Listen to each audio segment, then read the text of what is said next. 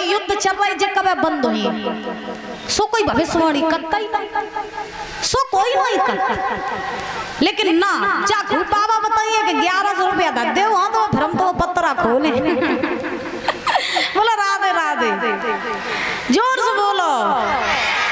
संत कभी आपके जैसे आप लोग फंस जाते हो ना द्वारे, जैसे बाबा आवा आ जाए तो भिक्षा मांगने के लिए, है ना, तो देखिए आप लोग फंस जाती हो, बाबा आवा हाथ फाथ देखने लगे तो तुरंत तुम हाथ दिखाने लगती हो, कहती ले बाबा जी हम जो हाथ देख ले वो बता दो कि हमारे घर में जो है सुख शांति कब आई है। एक बात हम आपको बता दें, ये सब फालतू के ढोंग हैं, कोई किसी का भविष्य नहीं बता पाता है, कोई किसी का ना भविष्य बना पाता है और ना कोई भविष्य बिगाड़ पाता है। आदमी खुद के ही कर्मों के द्वारा अपना भविष्य बनाता है, खुद के ही कर्मों के द्वारा अपना भविष्य बिगाड़ता है। ये बात मेरी याद रखना आप लोग। कर्म तुम्हें बढ़िया है तो अपने आप तुम्हारा भाग्य बदल जाएगा, और कर्म ही तुम्हें बढ़िया नहीं है तो कितने ज्योतिषियों से, कितने बावन से तुम हाथ दिखाइयो, कितने मंदिरन में जाके तुम मूड पटकियो, घंटा बजाइयो, लेकिन तुम्हारा कोई भविष्य बदल नहीं पाइए। बोलो राधे राधे। कर्म बढ़िया कर ले, तुम्हारी संत हो, तुम्हारी भगवान हो, सब तुम्हारी हो, ठीक। तो आज महाराज नारद जी ने कहा तुम लौट जाओ यहाँ से। नारद जी की बात मान ली, सुनीति लौट आई, अपनी झोपड़ी में रहने लगी। और जब सुनीति अपने झोपड़ी में रहने लगी, धीरे धीरे समय बिता रही हैं। नारद जी की बात सत्य, महाराज कब हो इसका इंतजार कर रही हैं। और इधर उत्तानपाद सुरुचि के साथ में रह रहे हैं। एक समय की बात, उत्तानपाद ने सुरुचि से कही रानी बहुत दिन हो गए हम कहीं बाहर शिकार खेलने नहीं गए, आज मेरा मन कर रहा है कि हम शिकार खेले आए। तो सुरुचि ने कही देखो महाराज, ईमानदारी की तुम्हें हम बात बता रहे, कान खोल के सुन लियो। शिकार खेलन जा रहे हो तो जइयो शिकार ही खेलन, और 7 गाय अगर मुड़िया है तो मैं हड्डी को सुरमा बनवा दे। हाँ, शिकार ही खेलन जाइयो, तुरंत लौट के वापस आ जाइयो। उत्तानपाद बोले हाँ शिकार ही खेलन जाइए, तुरंत गए और संध्या तक लौटे आई। अब महाराज उत्तानपाद घोड़ा पे भाई सवार, हाथ में लई तलवार, और शिकार खेलवे काज चले हैं।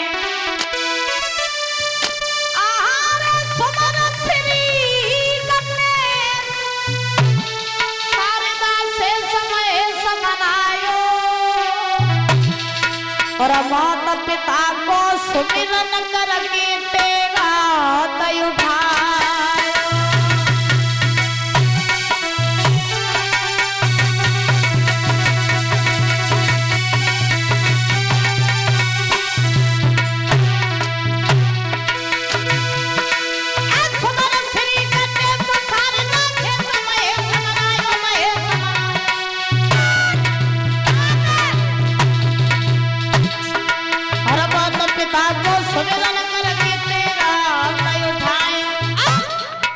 घोड़ा पे भयो सवार, सुनो सरदार न विलंब लगा। घोड़ा पे भयो सवार, सुनो सरदार न विलंब लगा। और बिकट बलिय में जब राजा घुस आयो,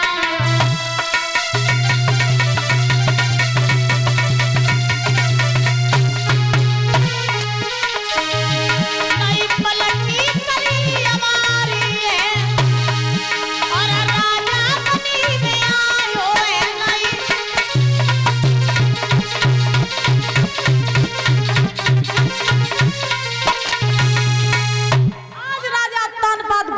सवार भय और घोड़ा पे सवार हुई कि उत्तानपाद जंगल में पहुंची गई। जंगल में जाए के उत्तानपाद दादा जो है शिकार ढूंढने लगे। सुबह से शाम हो गई मगर राजा उत्तानपाद को कोई भी शिकार नहीं मिला। उत्तानपाद सोचने लगे मुझे लगत है अब शिकार नहीं मिली है और अब रात हो जाएगी, चलो घर वापस लौट चले। उत्तानपाद घोड़ा पर सवार भय जैसे महलों के लिए वापस लौटे दादा, तो तब तक का भाव कि महलों के जो फाटक थे वो बंद हो चुके थे।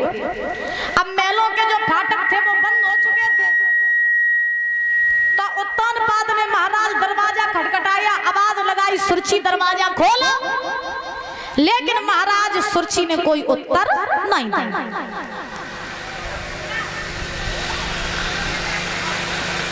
और जब सुरची ने कोई उत्तर नहीं दिया तो तनपाद बहुत देर बैठे रहे, आवाजें लगाते रहे, काऊ ने कोई जवाब ही नहीं दो।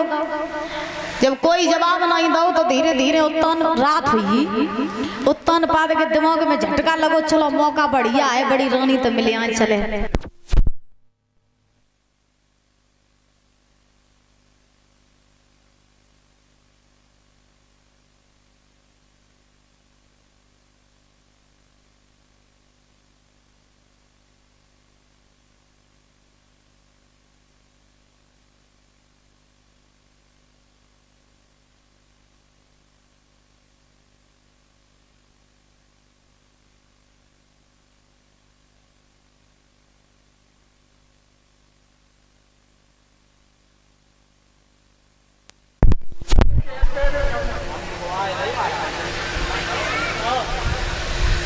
हेलो, बोलिए गोविंद भगवान की, बोलो राधा रानी सरकार की, बोलो राधे राधे, जोर से। ये मोहल्ला का छगो बाबू बैठो है, तुम लोग कछु क्या ही नहीं रही हो, वो का पूरी कूलर की हवा रो के बैठेंगे आनंद में। बोल ले राधे राधे, बोल ले, बोलो राधे राधे। अब देखिए उत्तानपाद ने सोचा कि बड़ी रानी से मिले, चले।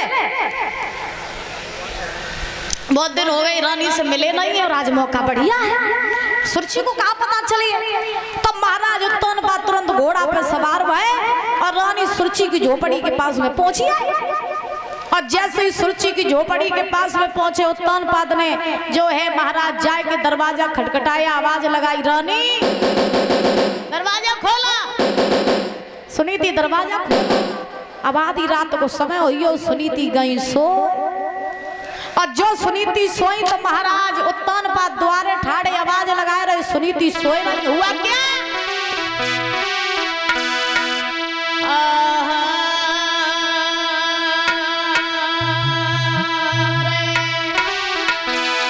और सोखनी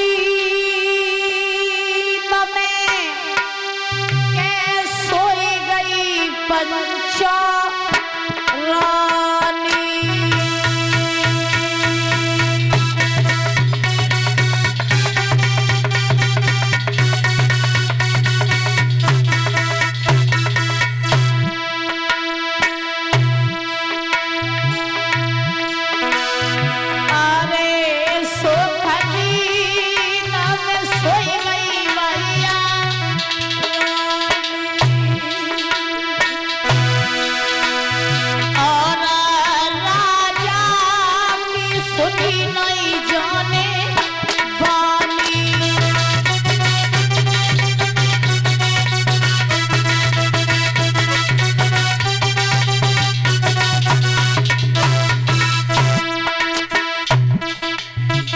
रानी सुनीति सो रही, उत्तानपाद दरवाजा खटखटा रहे, रानी दरवाजा खोलो खोलो तो खोलो ना, अगर बोने जान लाई तो बड्डी को सड़कों बनाए थे, डराता जाए रहे, आवाज लगा के जाए रहे।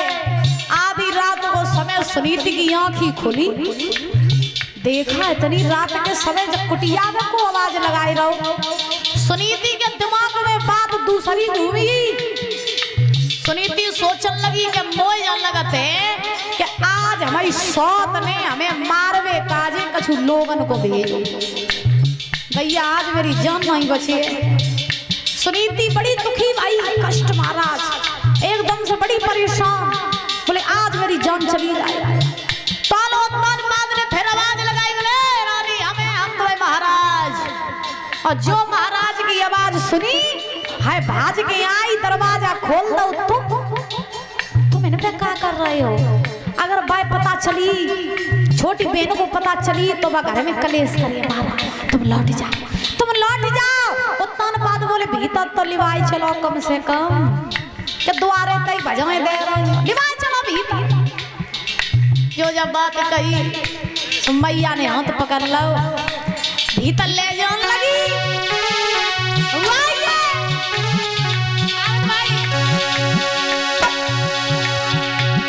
अरे सिड़िया न चली लिवाई पकड़या मुरिया बलमय बने की।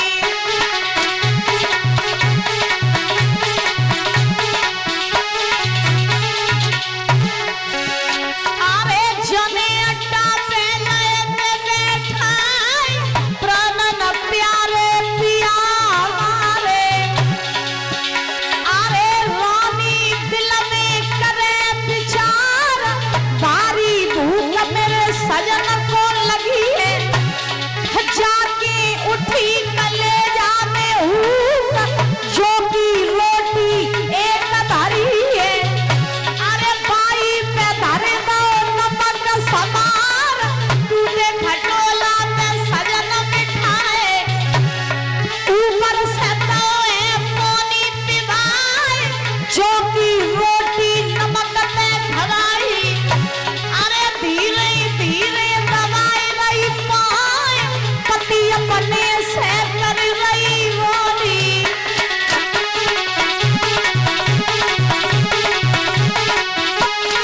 सुनना बोलिए रानी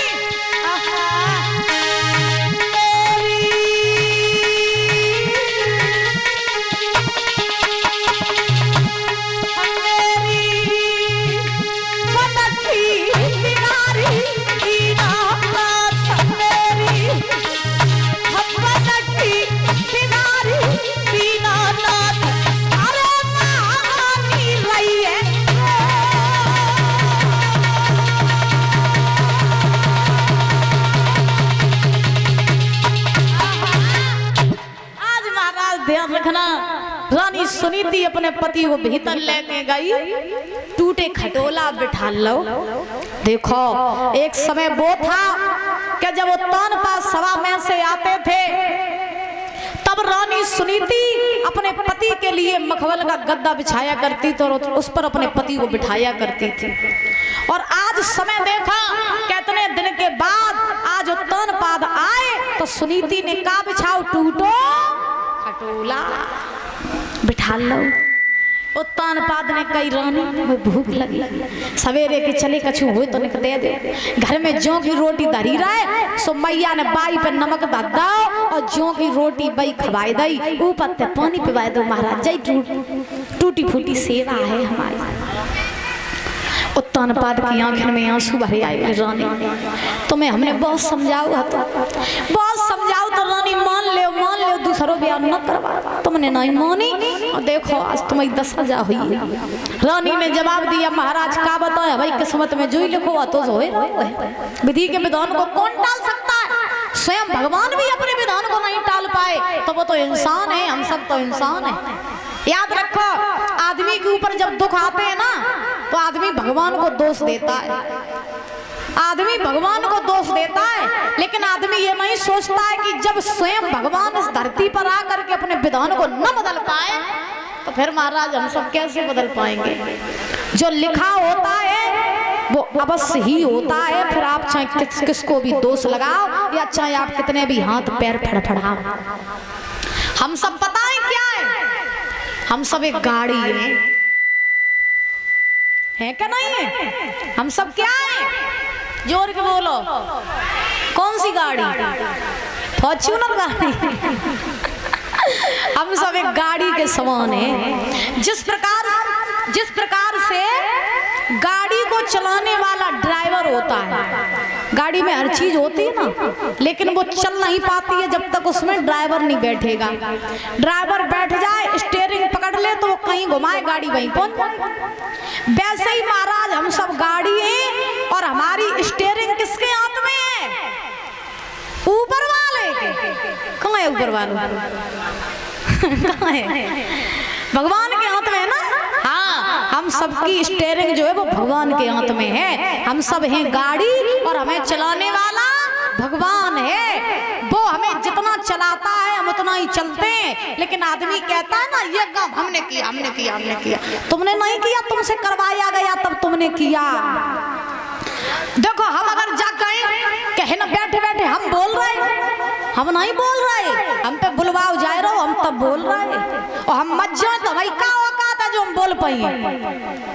बताओ, तुम यहाँ बैठे हो तो तुम खुद की मर्जी से नहीं बैठे हो, तुम्हें बिठारवे वालो वो ये, तुमने भागवत कराई, तुमने नहीं कराई, करावे वालो वो ये।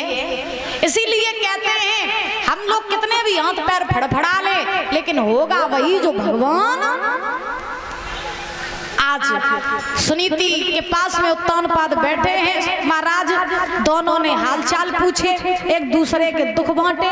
वही रात बिताई है राजा उत्तानपाद ने रानी सुनीति के साथ।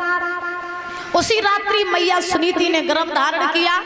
उरारो जैसे ही भाव मुर्गा बोलो, सुनीति ने कही महाराज अब तुम घरे जाओ, अब घरे जाओ, अब बोने अगर जान ली तो फिर बड़ी दिक्कत हो जाए। उत्तानपाद तुरंत घोड़ा पे सवार भये और जैसे ही महाराज महलों में आए सो भौका के बैठाड़ी रहे द्वार, आंखी लाल पीरी करे और द्वार पे ठाड़ी रहे सुरची। उत्तानपाद डराइए, सोचन लगे अब जा क्लास लगाई दिए हम बेवजह की कलेश करे।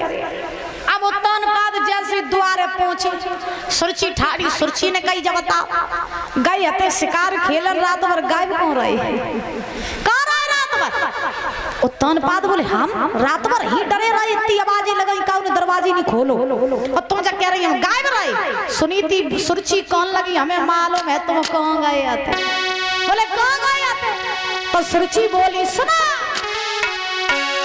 रात राजा और कहाँ गए थे, और मेरे चौपट खुले की बार, राज राजा कहाँ गए थे, मेरे चौपट खुले की बार।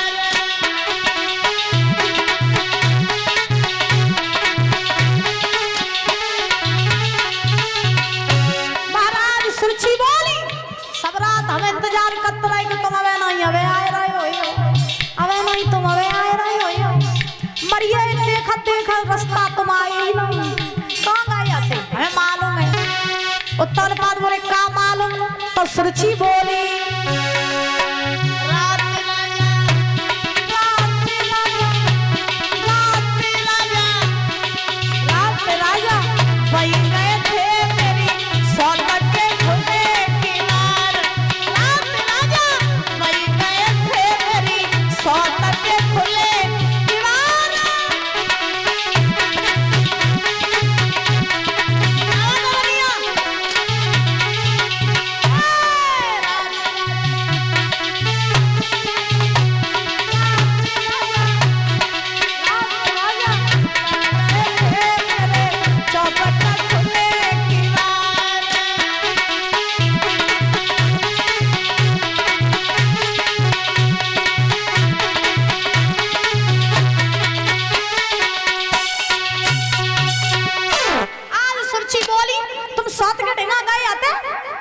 उत्तानपाद बोले तुम कैसी बातें कर रही हो, हम तुम्हें तो चाहते कि बिना तुम्हारी परमिशन के हम सौत के डेंगा कैसे जा सका है?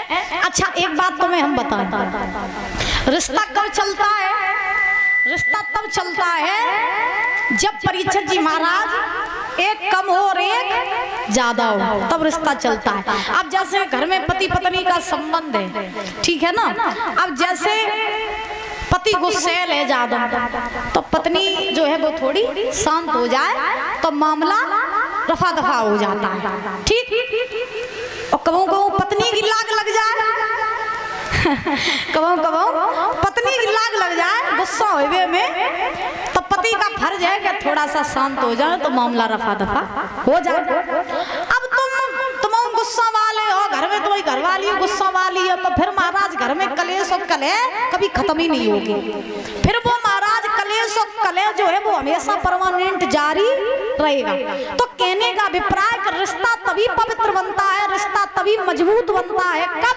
जब एक सुन ले और एक कह ले, तब रिश्ता मजबूत बनता है, ठीक। और कहूँ ज्यादा बड़ी समस्या हो जावे तो एक बात और हम बताएं, 1000 समस्याओं का हल एक होता है मौन रहना। जितने ज्यादा आप मौन रहोगे उतनी ज्यादा लड़ाइयाँ होगी, बहस होगी, कलह होगी, कलेश होंगे। जितना ज्यादा आप आप बोलेंगे और जितना ज्यादा आप मौन रहेंगे उतना ये सब कुछ महाराज नहीं होगा, जीवन बड़ा आनंद में हो जाएगा। मौन रहने से ही समस्याएं हल होती हैं, मौन रहने से, और ज्यादा बोलने से लड़ाइयां हो जाती है, सत्य बात है। क्योंकि कहते हैं ना, बंदूक से निकली गोली और मुख से निकली बोली ये कभी वापस नहीं होती है। अब तुम सोचो कि द्रौपदी अगर दुर्योधन से जन्ना कहती कि अंधे की औलाद अंधी, तो महाभारत का युद्ध होता? क्यों बाबा? द्रौपदी अगर न कहती अंधे की औलाद अंधी, तो युद्ध महाभारत को नहीं होता। इसीलिए तो कहते हैं जीव को कमाल बहुत हो महाराज, बिना हाड़ की है लेकिन चल जाए तो फिर महाराज तलवार ही चलवाए दे। हाँ, तलवार ही चलवाए दे। और एक कवि तो लिखते हैं, आपको हम बता दें जीव की लीला कैसी होते हैं, कि ऐसी जीव और मुख के अंदर, गौर करना शब्दों पर, और फिर भी बड़ी ऐसी जीव मुख के अंदर और फिर भी बड़ी मक्कार, और दांतों के फाटक लगवाए और कर गए बंद किवार, और जीवन जुल्म गुजारे, लाखों परिवार उजाड़े, जीवन जुल्म गुजारे, लाखों परिवार उजाड़े।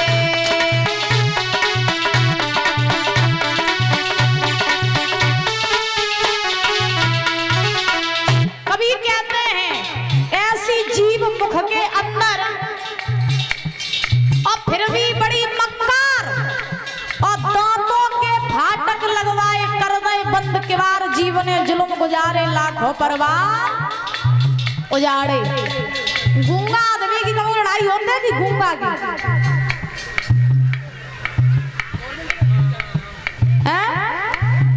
गूंगा आदमी की लड़ाई होती है? अम्मा नहीं देखते, भैया ही नहीं लगी लड़ाई, कहीं बोला ही नहीं था। और बाकी लाए आनंद वाली बात, गूंगा के लाए आनंद की बात जाए, क्या बेशक वो बोल ना पाए, मन मन में गारी तो बहुत दी तो ये दुश्मन को मन ही मन में गारी। अब मन मन में तुम कितनी गारी देते रहो, कोई नहीं सुनी। हाँ, मन मन में गारी देते रहो और मौत हंसत रहो, तो आदमी जजाने के बाजी वाह कितना बढ़िया है, कितना बढ़िया है। तुम मन ही मन में कहो कि बुराई करती रहो, अगर तुम मन मन में हमारी बुराई करो और तुम हंसती रहो मेरे सामने और मन में बुराई करो, तो हमें तो जय लगे कि हम तो भैया बहुत बढ़िया है, तो वही हंस रही हमें। तब कहने का अभिप्राय यही है दादा कि हजार संकटों का हल, हजार समस्याओं का हल एक है, मौन रहना। मुख अगर खुल गया तो समझ लो कि महाभारत होना ते। और कमाल सबका है, तो जीव को, सब जीव को। एक कवि